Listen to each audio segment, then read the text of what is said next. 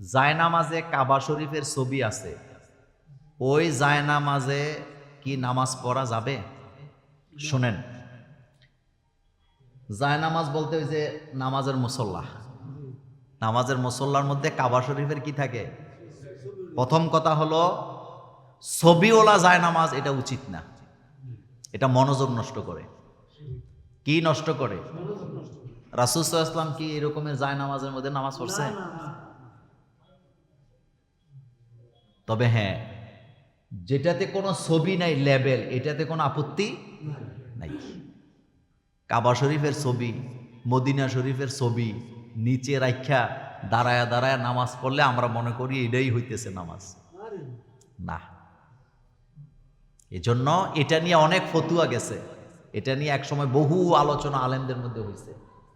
তবে গুনাহ হবে না, কথা কি মনোযোগ আছে? কি হবে না? কিন্তু উচিত না, মনোযোগ নষ্ট হয়।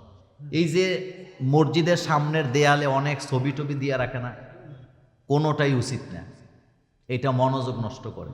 মসজিদের সামনের দেয়ালে অনেক মসজিদে দেখছি টাইলসের মধ্যে লিখে রাখে মোবাইল বন্ধ রাখুন, এরপরে সামনের কাতার কোনো দরকার নাই, সামনের কাতার পুরা করুন, এটা বলবে ইমাম। কে বলবে? এটা ইমামের দায়িত্ব, আপনার দায়িত্ব এটা না।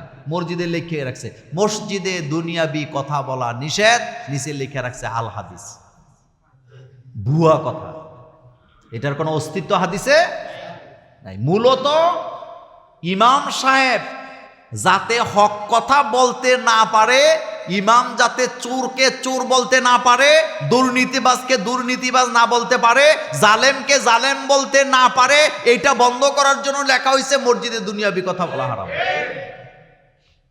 মসজিদে তো দুনিয়ার কথাই বলবো বেটা, মসজিদে কি আখেরাতের কথা বলবো নাকি?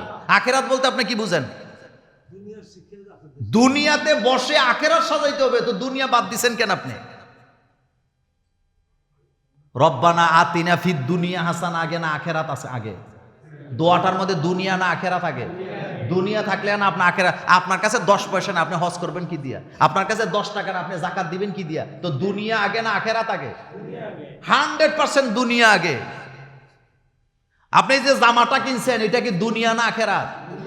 তো এটা আপনি কবেন না আমার দুনিয়া দরকার, তো আপনি ল্যাংড়া হয়ে থাকবেন নি মিয়া।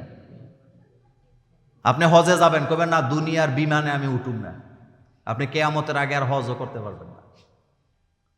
দুনিয়া লাগবো, বলেন কি লাগবো? দুনিয়া, দুনিয়াটা আগে।